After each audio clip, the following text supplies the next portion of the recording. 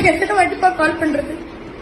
ஒரு 15-20 வாட்டி கால் பண்ணிட்டேன், இவன் காலை எடுக்கல. சில நாட்களுக்கு முன்னாடி சமூக வலைதள பக்கத்துல ஒரு வீடியோ வைரல் ஆச்சு. அந்த வீடியோல செவிலியர் உடையில இருக்க அந்த பெண் கதறி அழுது கொண்டே, அப்பா உனக்கு எத்தனை டைம்பா ஃபோன் பண்றது அப்படின்னு ஆரம்பிக்குது அந்த வீடியோல. இந்த வீடியோல நிறைய பகிர் தகவல்களை அந்த பெண்மணி சொல்றாங்க. என்ன சொல்றாங்கன்னா, குறிப்பிட்ட ஒரு மருத்துவமனையில ஜோயல் என்ற பெண்ணுக்கு பிரசவம் பார்த்ததாகவும், அந்த பெண்ணுக்கு பிறந்த குழந்தை இறந்தே பிறந்ததாகவும், அந்த குழந்தைய தான் சுத்தம் செய்ய கொண்டு போகும்போது திடீரென அந்த குழந்தை உயிர் பிழைச்சதாகவும் அந்த வீடியோல பதறிக்கிட்டே சொல்றாங்க. தொடர்ந்து பேசுற அந்த பெண் அந்த வீடியோல, இந்த குழந்தை உயிர் பிழைச்ச விஷயத்த மருத்துவர்கிட்ட சொல்லலாம்னு போயிட்டு வந்து பார்க்கும்போது அந்த குழந்தை அங்க இல்லைன்னு சொல்றாங்க. நானும் கிளீன் பண்ணி ரத்தத்தெல்லாம் தொடச்சி கிளாத்ல சுத்திட்டு இருக்கும் போது இந்த குழந்தைக்கு உயிர் வந்துருச்சுப்பா.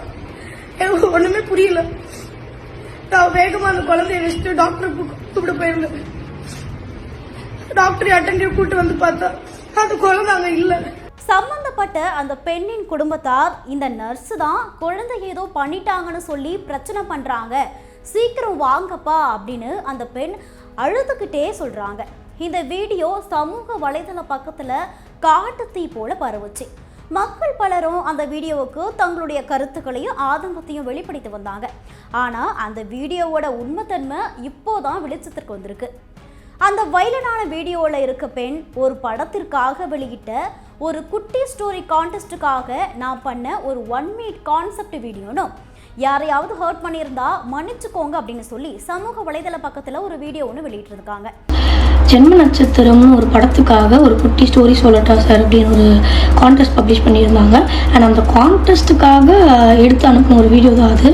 அது எப்படி இப்படி வந்து ஒரு ரேண்டம் அக்கௌண்ட்டில் போஸ்ட் ஆகிருக்குன்னு ஐடியாவே இல்லை. இதை கேட்ட மக்கள் பலரும் இப்போ ரொம்பவே கொந்தளிச்சிருக்காங்க. படத்தோட ப்ரமோஷனுக்காக இப்படியெல்லாம் பேசி வீடியோ போடுறியமான கடுப்பாகி தங்களுடைய கருத்துக்களை பதிவிட்டு வராங்க. அது மட்டும் இல்லாமல் மக்கள் அதிகம் பயன்படுத்தும் சமூக வலைதளத்தில் நாளொன்றுக்கு பல்லாயிரக்கணக்கான வீடியோஸ் சமூக வலைதளத்தில் வைரல் ஆகிட்டு இருக்கு. இதில் எது உண்மை எது பொய்ன்னு நம்மளால் கண்டுபிடிக்கவே முடியாது. இது போன்ற சம்பவங்கள் நடக்கிறதுனால உண்மையில் ஏதாவது சம்பவம் நடந்தா கூட நமக்கு உதவ மனசு வராது போலன்னு இணையவாசிகள் புலம்பிட்டு வராங்க. எப்படி அதை ஃபஸ்ட்டு ரிமூவ் பண்ணலான்னு சொல்லி தான் பார்த்துக்கிட்டு இருந்தேன். பட் நிறைய பேர் வந்து அது உண்மையான இன்சிடென்ட்னு நினச்சி நிறைய கமெண்ட் பண்ணியிருந்தாங்க. அப்படி தான் வைரல் ஆச்சுன்னு நினைக்கிறேன். ஸோ அது உண்மையான இன்சிடென்ட் கிடையாது. ஒரு ஷூட்டுக்காக நான் அனுப்பின வீடியோ ரேண்டமாக போஸ்ட் ஆகிருக்கு. அதுக்காக என்னோடய சைட்லேருந்து ரொம்ப ரொம்ப சாரி.